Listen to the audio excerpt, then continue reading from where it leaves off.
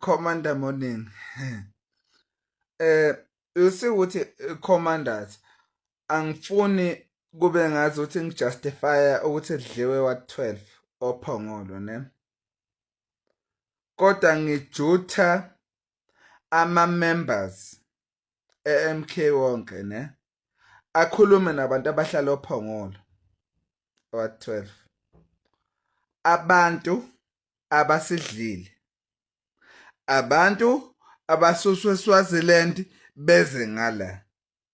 Angifuni kube ngazi ukuthi masidliwe sicasha ngasamthing. Kodwa umuntu manginomuntu omaziwa sophongolo uzokutshena ukuthi abantu abavotayo ophongolo abantu abasuka eSwaziland bezovota ophongolo. I-ANC ibinama transporter labo bantu in database and everything. Angisho ukuthi ngijustify ukudliwa kwethu. I accept defeat is fine. And nabo kodwa deep down they know ukuthi ikhansela lase wa12 umavutho. Giving another opportunity. Bazoba register endaweni ehlukene ophongolo angeke beba register wadine 1 and justify ukudliwa kwethu. I accept defeat.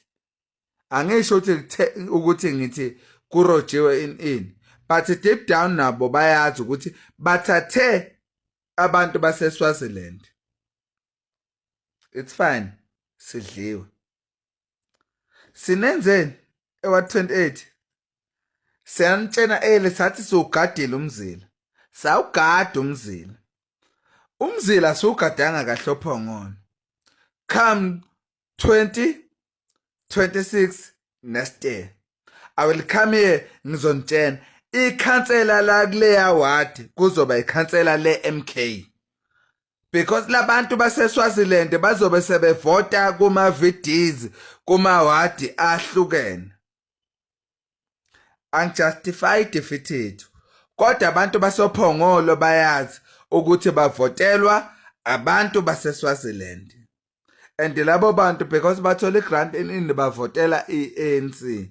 Kodwa ukuthi angeke ngijustify kodwa angikho happy ngedefeat yethu laphana.